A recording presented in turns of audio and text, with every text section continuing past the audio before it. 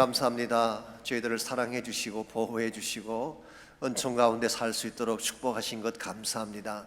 이 시간 주님 앞에 예배하는 가운데에 우리의 소중한 예물 주님께 올립니다. 말씀에 순종해 드리는 11조물을 축복해 주시고 감사의 제목들, 선교를 위한 헌물, 또 섬김을 위해 드려진 모든 헌물을 축복하셔서 주의 영광 위에 쓰임 받는 거룩한 예물 되게 하여 주옵소서. 이 땅을 사는 모든 성도님들 가정과 삶의 터전, 특별히 힘들고 어려운 때를 통과하고 있는데 하나님 동행해 주셔서 잘 감당하게 하시고 주의 손이 함께 하심으로 복을 받고 은혜를 누리는 모든 성도들 되게 하여 주옵소서. 예수님의 이름으로 감사하며 기도하옵나이다. 아멘.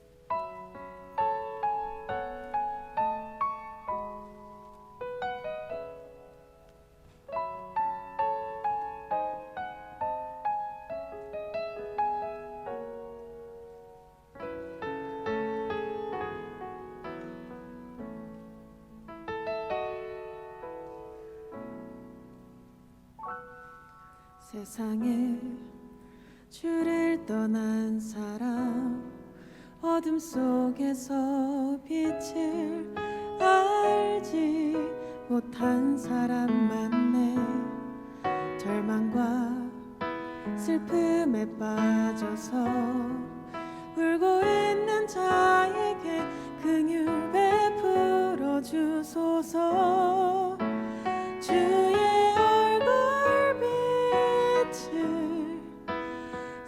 피우는 저들의 삶 속에 비추어 주소서. 내 주여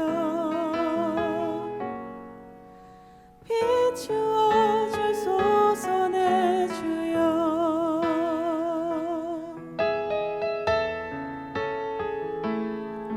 세상에 헛된 욕심 따라 살아가면서 빛을 알지 못한 사람 많네. 교만과 죄악에 빠져서 주를 떠난 자에게 긍휼 베풀어 주소서. 주의 얼굴 빛을 주를 떠난 저들의 삶 속에 비추어 주소서. 내 주여 비추어 주소서. 내 주여.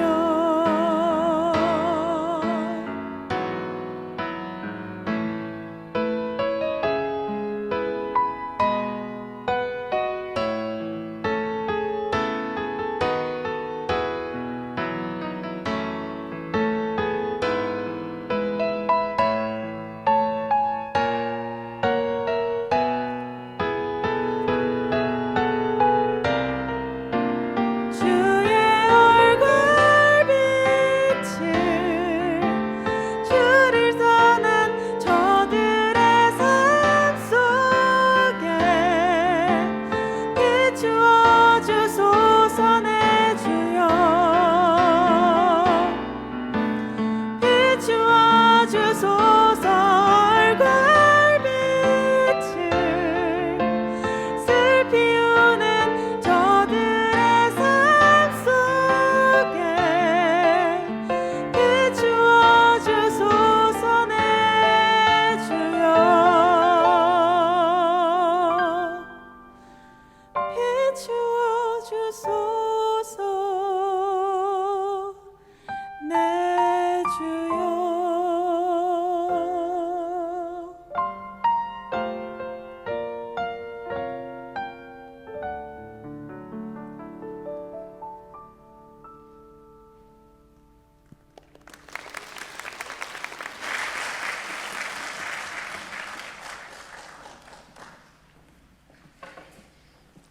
귀한 찬양 감사합니다. 우리 계속해서 월십 콰이어에서 찬양으로 영광 돌려주시겠습니다.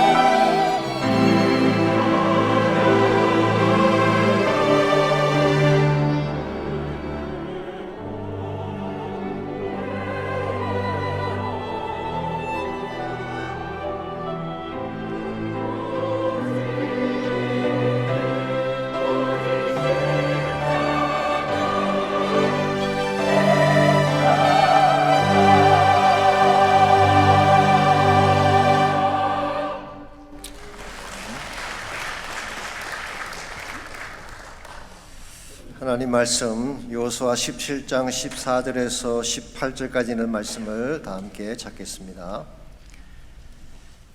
구약 성경 345페이지 있습니다. 우리 계속해서 여호수아서 함께 묵상합니다. 오늘은 14절에서 18절까지 차이신 줄 알고 한 절씩 교독합니다. 요셉 자손이 여호수아에게 말하이르되 여호와께서 지금까지 내게 복을 주심으로 내가 큰 민족이 되었거늘 당신이 나의 기업을 위하여 한 제비 한 분깃으로만 내게 주시면 어찌함이니까 하니 여호수아가 그들에게 이르되 내가 큰 민족이 되므로 에브라임 산지가 내게 너무 좁을진대 브리스 족속과 르바임 족속의 땅 삼림에 올라가서 스스로 개척하라 하니라. 요셉 자손이 이르되 그 산지는 우리에게 넉넉하지도 못하고 골짜기 땅에 거주하는 모든 가나안 족속에게는 베스안과 그 마을들에 거주하는 자이든지 이스라엘 골짜기에 거주하는 자이든지 다 철병거가 있나이다 하니 여호수아가 다시 요셉의 족속 곧 에브라임과 므낫세에게 말하여 이르되 너는 큰 민족이요 큰 권능이 있은즉 한 분깃만 가질 것이 아니라. 우리 마지막 절 같이 읽습니다. 그 산지도 내 것이 되리니 비록 삼림이라도 내가 개척하라. 그 끝까지 내 것이 되리라. 가나안 족속이 비록 철병거를 가졌고 강할지라도 내가 능히 그를 쫓아내리라 하였더라. 아멘. 요즘 한류 영향 때문인지 모르겠습니다만은 전 세계 사람들이 한국에 대해서 관심이 많습니다.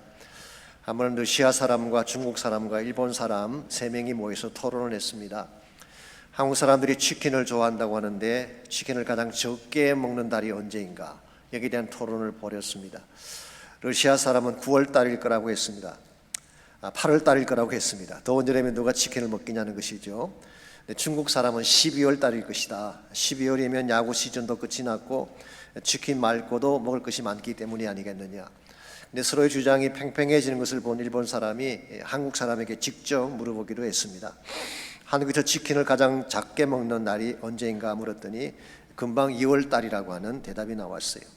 왜 하필은 2월 달이냐 물었더니 답답하다는 듯이 한국 사람이 말을 했습니다. 생각해 보라고 2월은 28일밖에 없지 않느냐고. 날수가 가장 적은 달이니까 당연히 작은 소비량이 나오지 않겠느냐. 금방 계산이 나온 것입니다. 사실 우리 한국 사람들만큼 계산을 빨리 하는 민족이 어디 있겠습니까? 가게 가서 물건을 살 때 체크아웃 할 때 보면은 그 스름돈이 얼마인지 금방 계산이 나오잖아요.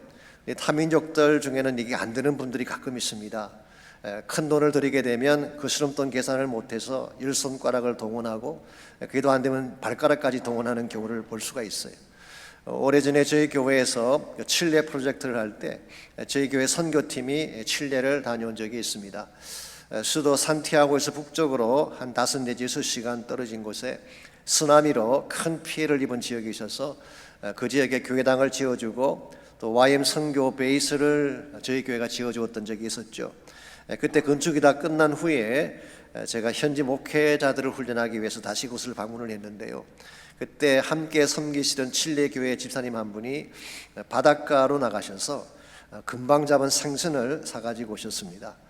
고기가 너무 싱싱하고 좋아 보여서 3마리에 10,000페소를 주겠다 그렇게 말을 했더니 현지인이 그렇게 말을 했어요. 아니 이게 어떻게 잡은 고기인데 그 가격에는 절대로 팔 수가 없다고. 얼마면 되겠냐 그랬더니 한 마리당 3,000페소는 주셔야 된다고. 한 마리당 3,000페소면 3마리면 얼마가 되나요? 계산이 안 서시나요? 저는 한국 사람들의 두뇌가 참 우수하다고 생각을 합니다. 그러나 이와 같이 계산을 잘한다고 해서 꼭 인생을 잘 살게 되는 것일까요? 그렇진 않습니다. 우리 인생이라고 하는 것은 계산만으로 풀리지 않는 문제들이 많기 때문에 그렇습니다. 그런데 자녀에 대한 문제를 생각해 보십시오. 계산만으로 모든 것이 다 되던가요? 좋은 옷을 사주고 좋은 지역에서 좋은 학교만 들어가게 하면 훌륭한 자식이 될 줄 알지만 계산대로 안 될 때가 많습니다. 모든 걸 다 쏟아서 해줬음에도 불구하고 빗나가기도 하고 불의하는 자식들을 얼마든지 볼 수가 있습니다. 우리 결혼 생활이라고 하는 것도 계산만으로 되지 않습니다. 일반적으로 결혼을 결정할 때 다 계산하고 따지지 않습니까? 좋은 배경, 좋은 집안, 좋은 학벌 다 따져서 결혼하는데 그랬음에도 불구하고 다 행복하던가요? 그렇지 않은 경우가 많이 있습니다.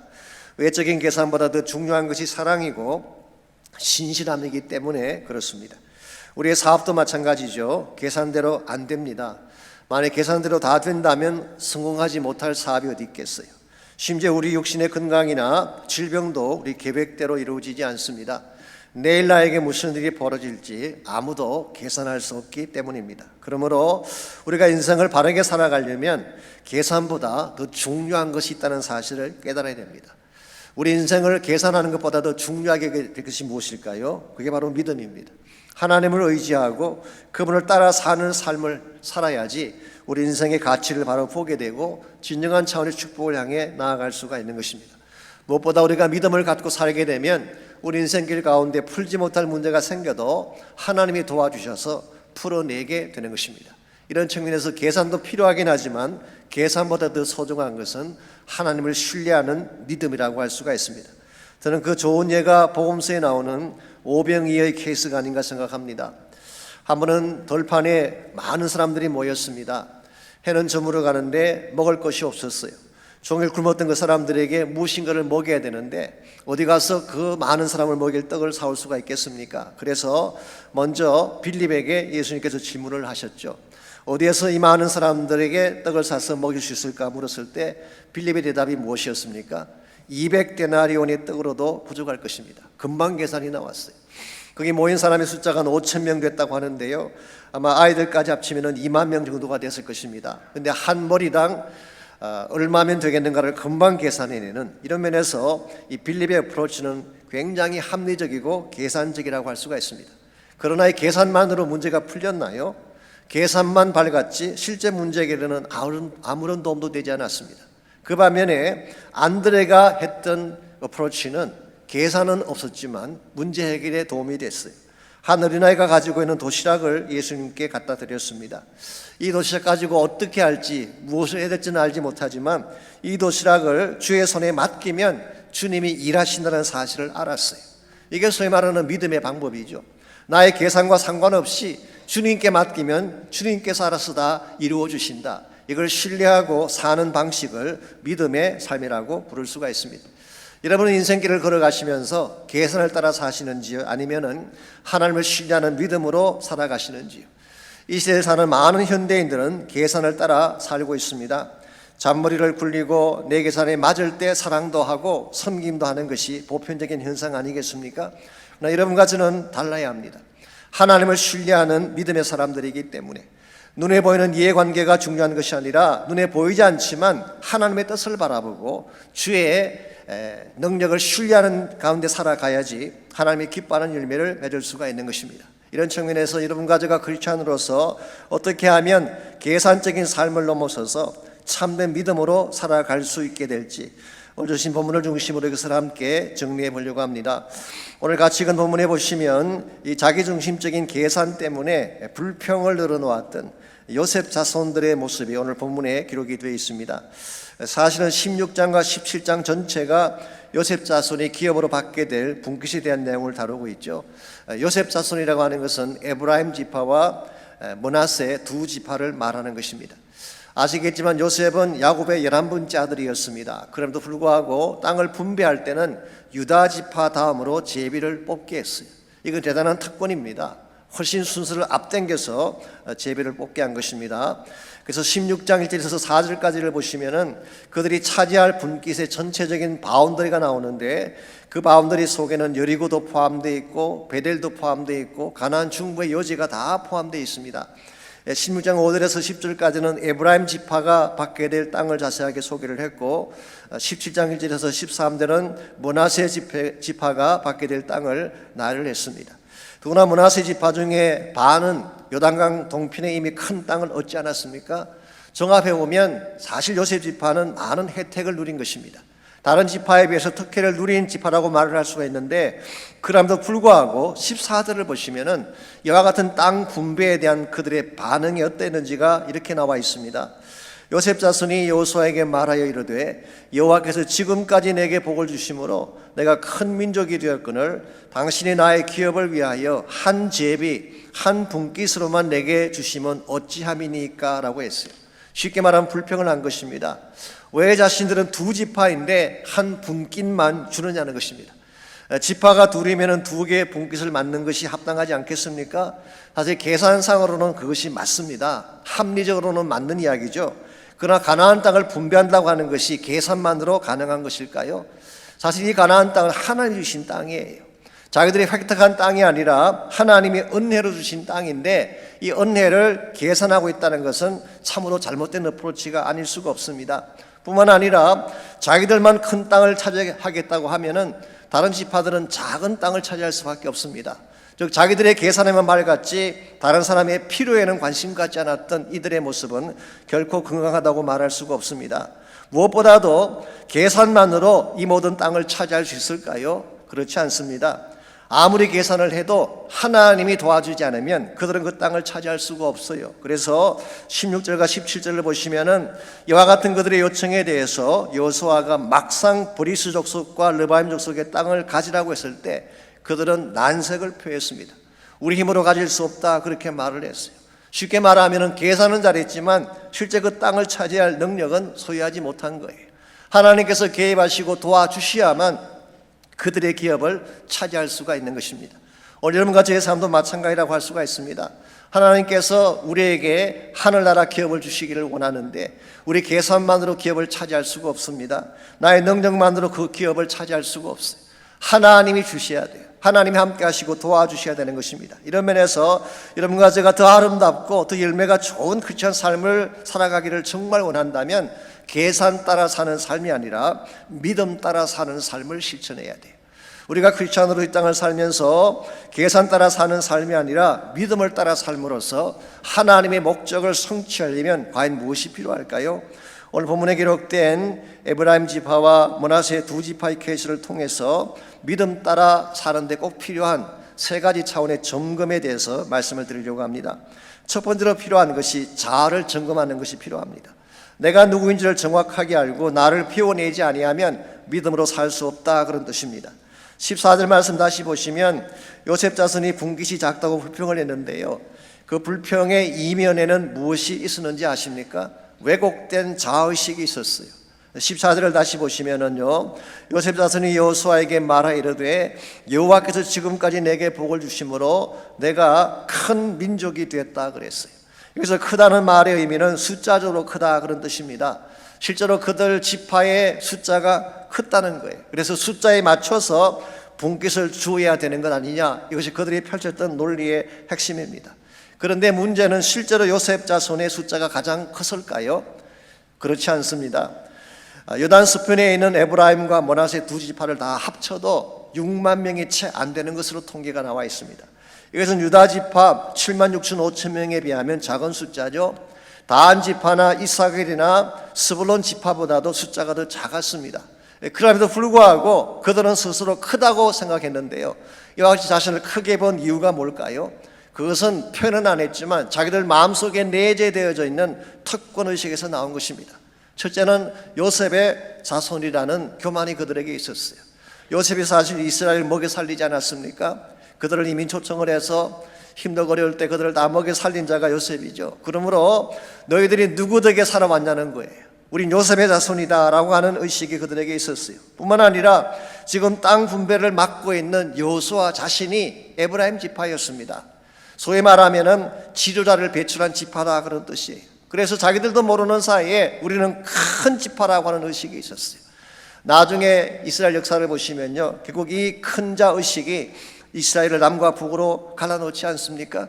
솔로몬 이후에 다윗 왕국의 반기를 들고 나라를 두 쪽으로 만들었던 여로보암이 어느 지파일까요? 에브라임 지파예요. 그들은 숫자를 계산하고 자기들의 능력을 과신하고 자신들을 큰 자로 보았는데 결과적으로 이것은 하나님께 전혀 덕이 되지 못한 것입니다. 일반적으로 자신을 큰 자로 느끼는 사람은요, 다른 사람을 보지 못합니다. 나만 잘났다고 생각하기 때문에 다른 사람이 보이지 않아요. 배려를 못하는 것입니다. 그래서 관계성이 깨어지는 거예요. 자기를 크게 느끼는 사람은 진실을 볼 수도 없습니다. 모든 것을 자기 중심적으로 해석하기 때문에 왜곡된 시각으로 볼 수밖에 없어요. 무엇보다도 자기를 크게 여기는 사람은 하나님을 볼 수가 없어. 자기만 보이지 하나님이 보이지 않는 것입니다. 그래서 하나님이 없는 사람처럼 마음대로 행하게 되는 것이 자기를 크게 여기는 자의 삶의 형태라고 할 수가 있습니다. 누가복음 12장에 보시면 어리석은 부자에 대한 비유가 나오죠. 한 부자가 있었는데 어느 해에 큰 풍년이 들었습니다. 많은 소출을 갖기로 했어요. 그랬으면 이 들어온 소출을 좀 나누기도 하고 가난한 이웃들에게 풀어 섬겨도 될 테인데 이 부자는 그렇게 안 했습니다. 창고를 더 크게 지었어요. 더 많은 숫자의 창고를 짓고 그 안에 곡식을 잔뜩 쌓아 놓았어요. 그리고 말하기를 여러 해 설 물건을 많이 쌓아두었으니 평안히 먹고 마시고 즐거워하자. 그때 하나님께서 그에게 뭐라고 하셨어요? 오늘 밤 내가 내 영혼을 데려가면 이 모든 소유가 누구의 것이 되겠느냐 반문하셨어요. 여러분, 부자는 자기 곳간에 숫자를 세고 있었는데 그 순간 하나님은 무엇을 세고 계셨나요? 그 사람이 죽을 날짜를 카운트하고 계신 거예요. 이걸 알지 못한 사람이 어리석다는 것입니다. 여러분, 제가 하나님을 제외시킨 채 내 앞에 있는 숫자만 카운트하게 된다면 우리는 잘못된 삶을 살아갈 수밖에 없어요. 이런 면에서 정말 내 안에 있는 스스로 높아지려는 마음, 나만 잘났다고 생각하는 자의식, 이걸 내려놓지 아니하면 여러분 참된 믿음의 세계로 들어갈 수 없는 거예요. 우리가 사실 인생을 살다 보면 많은 대적을 맞이하지 않습니까? 그 중에 가장 무서운 적이 누군지 아세요? 자기 자신이에요. 이 존 맥스웰 목사님이 쓴 책 중에 Winning with the People이라는 책이 있습니다. 그 책에서 그분은 이런 말씀을 적었어요. 가장 잘 아는 것 같으면서도 가장 잘 알지 못하는, 그래서 가장 잘 속는 대상이 자기 자신이다, 그런 말을 했어요. 가장 잘 아는 것 같으면서 가장 잘 알지 못하는, 그래서 번번이 속게 만드는 대상이 자신이래요. 그러면서 핏 로즈라고 하는 유명한 야구 선수를 예로 들었습니다. 아마 야구를 좋아하시는 분은 잘 아시겠지만 이분은 한때 프로야구 선수들 가운데 가장 많은 안타를 때렸던 사람이죠. 당연히 명예의 전당에 오를 것을 다 기대했습니다. 그랬는데 1987년도에 이분이 도박에 손을 댔어요. 소위 말하는 야구 게임을 가지고 도박하는 그 갬블링에 손을 댄 것입니다. 그래서 게임이 시작되면 배팅을 하고 결과에 따라서 돈을 따는 그런 도박이죠. 이 도박 가운데는 사실 여러 가지 많은 나쁜 것들이 포함되어 있습니다. 결국 이것 때문에 이분이 몰락하게 됩니다. 매질력에서 영구 추방당하게 되고 나중에는 탈세 혐의로 5개월 동안 감옥까지 다녀오게 됐어요. 나중에 이분에게 물었더니 그렇게 답을 하셨어요. 자기를 믿었대요. 재미삼아 한두 번 하다가 멈추면 된다라고 생각을 했는데 자기가 자기에게 속은 거예요. 여러분, 우리 개인이라고 하는 것이 굉장한 존재처럼 보이지만요, 사실은 우리 안에 있는 죄를 우리가 컨트롤하지 못해요. 내가 나를 이길 수 없다, 그 말입니다. 사도 바울 같은 위대한 사람도 뭐라고 고백했어요? 로마서 7장에 보시게 되면 이 자기 속에 있는 자아와의 투쟁 가운데서 번번이 실패를 경험하면서 그가 처절하게 고백했던 내용이 뭡니까? 오라 나는 곤고한 사람이로다. 누가 이 사망의 몸에서 나를 건져내라, 그렇게 고백했잖아요. 선을 행하고 싶은데 행할 수가 없는 거예요. 바르게 살고 싶은데 바르게 살 수가 없는 거예요. 번번이 내 안에 있는 또 하나의 자아, 소위 말하는 옛 자아가 나를 잡아서 죄악 가운데 빠지게 하는 현실을 보면서 What a miserable person I am, 나같이 비참한 자가 어디 있느냐, 그렇게 고백을 한 것입니다. 여러분과 제가 의지만 가지고 나를 이길 수 없어요. 내가 나를 감당하려면 나의 힘으로 역부족입니다. 그럼 우리에게 필요한 것이 바로 십자가예요. 나의 정과 욕심을 십자가에 못 박지 아니하면 절대로 나를 이겨낼 수가 없어요. 여기다 한 걸음 더 나아가서 성령의 다스림 앞에 나를 내어드리지 아니하면 절대로 나를 정복할 수가 없는 것입니다. 그래서 자신을 과신하는 사람, 자기를 스스로 믿는 사람은 실패할 수밖에 없다는 거예요. 오늘 여러분과 제가 진정한 차원의 믿음의 세계로 들어가기를 원한다면 나를 내려놓는 것, 첫 번째로 해야 될 일입니다. 두 번째로 우리가 하나님의 뜻을 따라 믿음을 따라 살기를 원한다면 두 번째로 점검해야 될 것이 우리가 극복해야 될 과제, 내가 어떤 태스크를 이루어야 되나, 이것을 점검하는 것이 필요합니다. 여러분과 저는 인생을 살면서 하나님이 주신 태스크가 있어요. 이 과제를 잘 감당을 해야지 하나님 나라도 이룰 수가 있고 목적도 성취할 수가 있는 것입니다.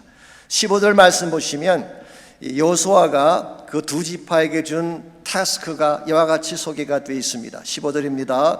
여호수아가 그들에게 이르되 내가 큰 민족이 되므로 에브라임 산지가 내게 너무 좁을진데 브리스 족속과 르바임 족속의 땅 삼림에 올라가서 스스로 개척하라 그랬어요. 자, 그들이 더 큰 땅을 요구했기 때문에 여호수아가 그들에게 땅을 주었어요. 그랬는데 그 땅이 삼림이었다고 했습니다. 나무가 많고 비탈져서 그냥 설 수 없는 땅을 준 거예요. 그러면서 말하기를 스스로 개척하라, 그렇게 말을 했습니다. 여기서 스스로 개척한다는 이 말은 문자적으로는 나무를 자르라 그런 뜻입니다. 즉 삼림을 개간하라 그런 말이에요.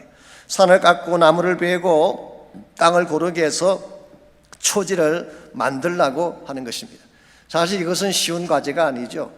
이 산을 올라가서 나무를 잘라내고 비탈을 다 메꾸어서 농지로 만든다는 것이 결코 쉬운 과제가 아니었습니다. 더구나 16절 말씀에 보게 되면 그 지역에 거주하는 주민들이 철병거를 가지고 있었다라고 오늘 성경은 기록하고 있습니다.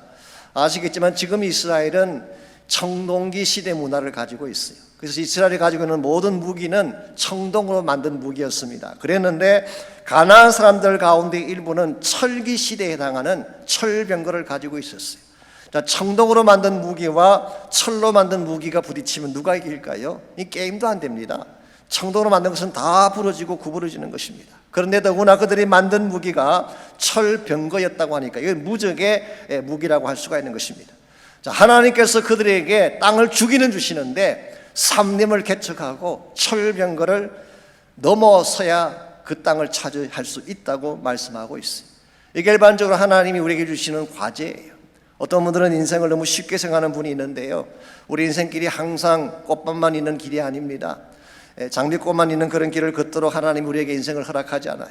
때로는 광야길도 있고 힘든 길도 있고 좁고 협착한 길도 있는 것입니다. 이걸 개척하고 이 장애물을 넘어가야지 하나님의 목적을 이룰 수가 있는데, 이것을 넘어서지 못하게 되면 우리는 실패자가 되고 패배자가 되는 것입니다. 하나님이 일을 하는 것도 마찬가지입니다. 하나님의 사역이라고 하는 것이 항상 순적하고 평탄하게만 할까요? 결코 그렇지 않습니다. 선교도 그렇고 교회 사역도 마찬가지입니다. 산을 깎아내고 나무를 베어내고 철병구를 맞이하는 이와 같은 일들을 다 통과를 해야지 비로소 열매를 맺게 되는 것입니다. 이걸 알지 못한 채 편안한 길, 쉬운 길만 찾으려고 하게 되면 하나님 나라 일을 이룰 수가 없는 것입니다. 오래전에 우리 옥하는 목사님 쓰신 책에 보게 되면요, 그런 이야기 나오잖아요. 오래전 이야기이긴 하지만 한국인의 신학생들에게 질문을 했습니다. 꿈이 뭐냐 물었더니 졸업한 후에 1만 명 교회를 만드는 거래요. 신학생들의 꿈이 이와 같은 차원이니 한국 교회가 제대로 될 리가 없습니다. 어떻게 1만 명 교회를 만들면 그게 어떻게 꿈일 수가 있어요? 정말 우리가 하나님의 일을 한다고 하는 것은 척박한 땅을 가는 것인데, 십자가를 지는 삶을 말하는 것인데, 내가 지불해야 될 대가는 생각하지 아니하고 편안한 길만 택하려고 하면 하나님 나라 사명은 이룰 수가 없는 것입니다. 이런 면에서 여러분 가지의 삶 가운데에 내 앞을 가로막는 장애물을 넘어설 수 있는 용기가 있어야 돼. 그와 같은 힘이 있어야지 하나님의 사명, 하나님 비전을 이룰 수가 있는 거예요. 우리가 지난주에 공부했던 갈렙의 케이스를 보십시오. 갈렙은 처음부터 산지를 달라고 했잖아요. 남들이 가지 않는 곳, 모든 사람들이 기피하는 곳, 그것을 나에게 주십시오. I'm boring, Lord. Give me the mountains. 나에게 산을 주십시오. 그냥 사는 건 심심합니다. 이런 정도의 자세를 가져야지 세상을 호령할 수가 있고 세상을 정복할 수가 있는 것입니다. 오늘 세상 사람들이 여러분 가정을 통해서 임팩을 받는 것은요, 우리가 편안한 삶을 사는 것을 보고 그들이 절대로 영향받지 않습니다. 힘들고 고난에도 불구하고 그것을 넘어설 때 극복해내는 모습 보면서 그들이 감동을 받고 영향을 받는 것입니다. 오래전 한국신문에 이런 이야기가 소개된 적이 있습니다. 강남구 압구정동에 사는 부잣집 딸아이가 하나 있었는데요, 이 강도짓을 하다가 경찰에 잡히는 그런 일이 있었습니다.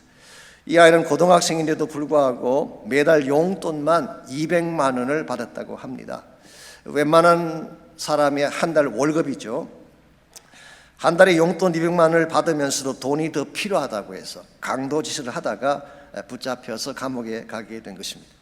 이것을 뉴스를 통해 본 한 중학생이 그 부잣집 아이에게 이런 편지를 보냈대요.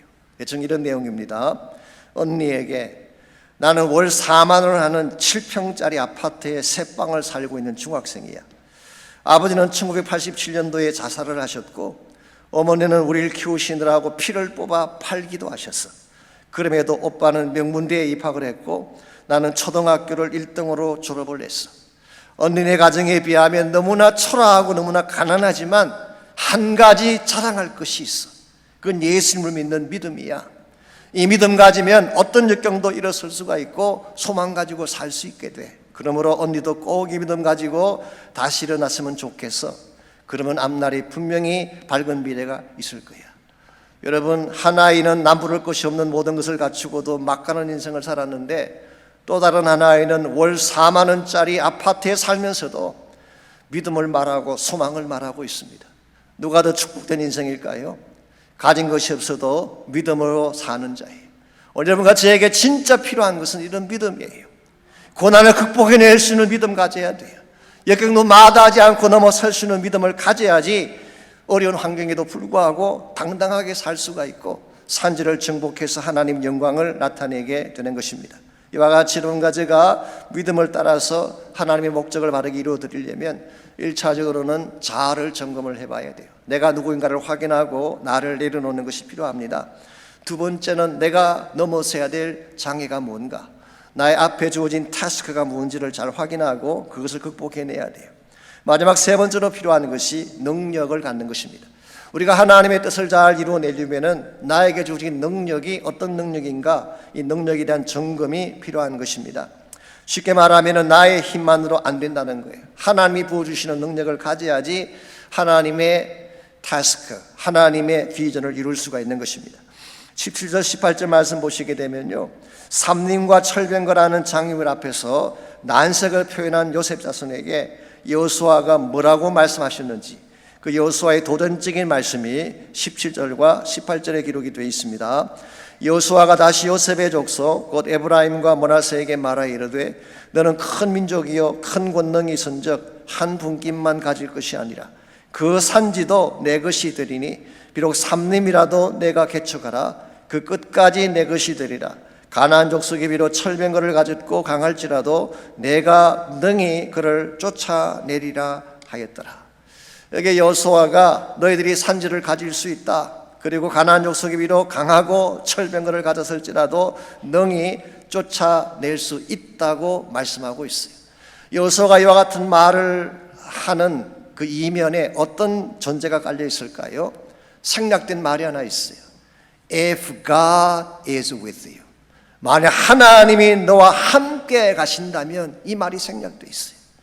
너희들 자신의 능력으로는 도저히 이길 수 없는 가나안 족속, 너희들의 힘으로서는 도저히 쫓아낼 수 없는 철병거이지만 만일 하나님이 함께 가신다면 너희들 이길 수 있어. 이 산지 차지할 수 있어. 철병거 다 쫓아낼 수 있어, 그 말이에요. 여러분과 제가 인생을 정말 바르게 살아가려면요, 나의 힘만으로 살아서는 안 됩니다. 내가 가진 능력을 계산하고 살게 되면 백전백패예요. 우리 힘이라고 하는 것이 한계가 있고 미약하기 때문에 그렇습니다. 그러나 연약한 나의 삶 가운데에 하나님이 함께하면 스토리는 달라지는 거예요. 하나님의 능력이 내 삶 가운데 역사하기 시작하기 때문에. 그러므로 여러분들, 문제가 찾아왔을 때 잔머리 굴리고 계산하지 마시기 바랍니다. 문제 부여잡고 밤새 고민하며 계산하면 머리에 쥐가 난대요. 머리가 쥐가 나서 설 수가 없게 돼요. 스트레스만 쌓이게 되고 불면증만 더할 뿐입니다. 오히려 그와 같이 걱정하는 시간에, 계산하며 잔머리 굴리는 시간에 뭘 해야 될까요? 하나님 앞에 나가셔서 기도하시기 바랍니다. 기도하면 문제가 떠나가는 것입니다. 기도하면 파도가 멈추게 되고, 기도하면 옥문이 열리게 되고, 기도하면 암세포가 떠나가는 거예요. 우리에게 다른 것은 없지만 믿음으로 기도할 수 있는 권세를 주셨잖아요. 이 권세를 가지고 기도하면 하나님 사이제 역사들이 우리 삶 가운데 일어나는 것입니다.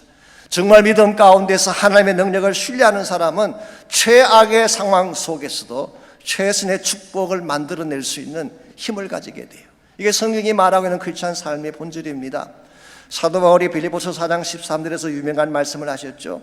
내게 능력 주시는 자 안에서 모든 것을 할 수 있다. 너무나 귀한 말씀입니다. 그런데 여러분, 이 말씀만 딱 달랑 뽑아서 인용을 하면 좀 문제가 됩니다. 어떤 성경 말씀이든지 항상 문맥이라는 게 있어요. 컨텍스트가 있어요. 그래서 여러분이 컨텍스트를 알고 이 말씀을 보게 되면 조금 다른 의미를 발견할 수가 있습니다. 먼저 앞절인 11절부터 보게 되면요, 어떤 형편에든지 나는 자족하기를 배우노라. 그리고 12절에서 나는 비천에 처할 줄도 알고 풍부에 처할 줄도 알아. 모든 일 곧 배부름과 배고픔 또 풍부와 궁핍에도 처할 줄 아는 일체의 비결을 배웠노라. 영어 성경 봤더니 I am accustomed to any and every situation. 내 앞에 어떤 상황, 어떤 상태가 나에게 주어질지라도 나는 그 모든 것들을 잘 적응할 준비가 되어 있다 그 말이에요. 하나님께서 나에게 주신 믿음을 갖게 되면 이와 같은 모든 것들을 할 수 있음을 말한 것입니다. 그러므로 11절과 12절을 말한 후에 내게 능력 주시는 자 안에서 모든 것을 할 수 있다, 이 말의 뜻은 어떤 상황 가운데 처하든지 감사할 수 있고 기뻐할 수 있고 그 상황을 잘 적응해서 이겨낼 수 있다, 그런 의미를 갖고 있는 거예요. 그러므로 여기서 모든 것을 할 수 있다고 하는 것은 그저 믿습니다 만상통 그 의미라기보다는 어떠한 상황이 와도 이겨낼 수 있다. 좋은 상황이 오든 나쁜 상황이 오건 행운이 찾아오건 불행이 찾아오건 고통이 찾아오든 상관하지 아니하고 하나님 안에 있게 되면 이 모든 걸 다 넘어서서 승리할 수 있음을 말한 거예요. 이게 진정한 차원의 믿음의 힘입니다. 지난 주간인가요? 지지난 주간인가 우리 샬롬 장애인 선교회를 섬기시는 박모세 목사님이 저희 교회에 방문하시고 예배 끝난 직후에 새신자에서 같이 식사를 나누었는데요. 방문하신 그날이 사모님이 사고 나신 지 딱 32년째 되는 날이라고 말씀해 주셨어요. 아시겠지만 박모세 목사님은 원래 무역회사에서 그 수출부장으로 일을 하면서 두 자녀와 함께 잘 사시던 분이셨습니다. 그런데 1989년 8월 가족여행을 위해서 사모님이 두 자녀를 차에 태운 채 임진각 쪽으로 가시다가 이 과속으로 달리던 버스가 중앙선을 넘어 들어오면서 큰 사고를 내게 됐어요. 그 사고 때문에 두 딸은 그 자리에서 천국으로 갔습니다. 그리고 사모님은 목뼈와 신경 이 다 손상이 되어서 어깨 아래 전신이 마비가 되는, 움직일 수 없는 그런 상태가 됐어요. 그래서 소변도 볼 수가 없고 몸을 움직일 수도 없고 누우시면은 몸을 뒤집지도 못하는 전신불구가 된 것입니다. 웬만한 사람 같으면 이런 상황 앞에서 아마 하나님 원망했을 거예요.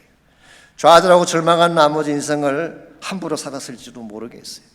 아니 인간적인 계산 가진 사람이라면 벌써 그 사모님 버리고 떠났을지도 모릅니다. 미국 사람들의 경우는요, 부부 중에 한 사람이 장애를 입으면 90%가 이혼을 한다고 하네요. 그런데 박모세 목사님은 지난 32년 동안 그 사모님을 정성을 다해 간병하면서 선교하셨어요. 그리고 그 사고를 계기로 해서 샬롬 장애인 선교회를 만들고 지금도 수많은 장애우들을 섬기고 계시잖아요.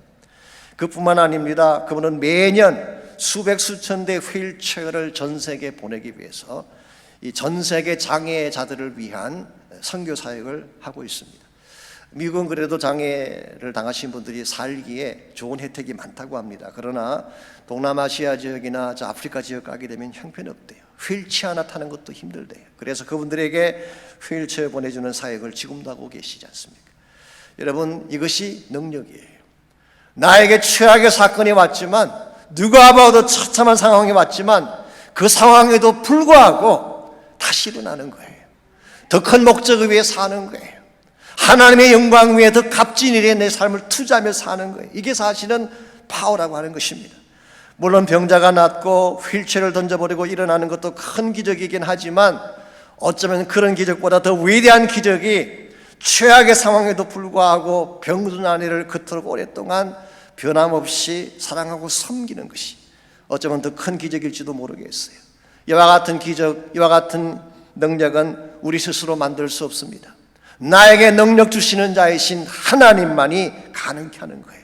여러분과 저에게 이 파워가 있다면 우리 삶이 어떤 상황이 되든지 상관하지 아니하고 우리는 당당하게 살아갈 수가 있고 우리 앞에 주어진 과제를 잘 감당해서 마침내 하나님 나라 기업을 이루어갈 수 있는 것입니다. 오늘도 세상 사람들은 계산하면서 살아가고 있습니다. 나의 계산에 맞을 때 사랑을 하기도 하고 내 계산에 맞으면 섬기기도 하지만 계산이 맞지 않으면 하루아침에 떠나가는 것이 세상의 인심이죠. 그러나 여러분과 저는 그렇게 살아서는 안 됩니다. 나의 계산이 중요한 게 아니라 하나님의 뜻이 더 중요한 삶을 살아야 돼요. 내 목적을 성취하는 것이 중요한 것이 아니라 하나님 나라의 목적을 이루는 데 관심을 갖고 살아가야 돼요. 그래서 내 삶을 통해서 하나님 나라의 목적을 성취하고 주의 나라를 이루어가며 살아갈 때에 여러분과 제 삶이 하나님께 영광이 되고 참된 열매를 맺게 되는 것입니다. 여러분과 저는 지난 1년 6개월 동안 코로나라고 하는 고난의 터널을 통과해 왔습니다. 그리고 아직도 코로나의 상태는 끝나지 않았어요.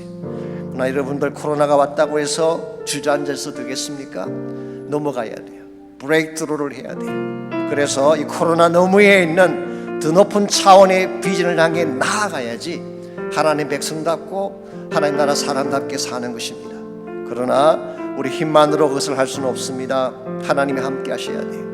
주께서 우리 가운데 계시면서 우리에게 힘과 능력을 주셔야지 이 모든 것을 감당할 수가 있는 것입니다. 그러므로 이와 같은 주의 사명을 바르게 감당하기 위해서는 기도가 필요하고, 오늘 오후 1시 반에 저희 교회에서 갖게 되는 중보기도 축적의 면에서는 굉장히 중요합니다. 함께 모여 부르짖을 때, 함께 기도할 때에 하늘이 열리고 기적이 일어나고 코로나가 떠나가고 하나님의 새로운 비전이 이루어지지 않겠습니까? 이런 면에서 여러분 모두가 나오셔서 함께 기도해 주시기를 바랍니다.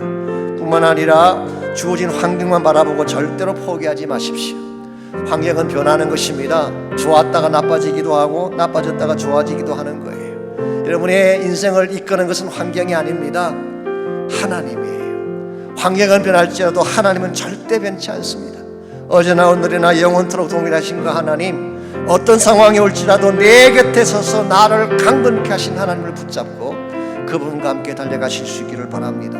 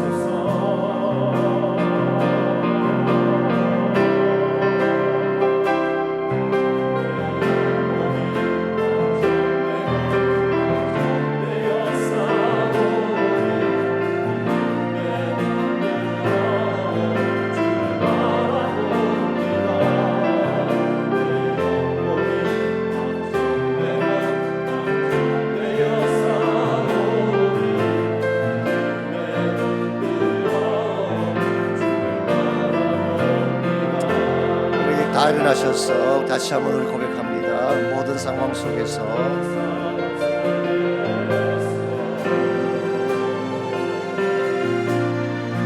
주 찬양할지라, 주는 너의 큰 산 큰 도움이시라. 주의 얼굴 구하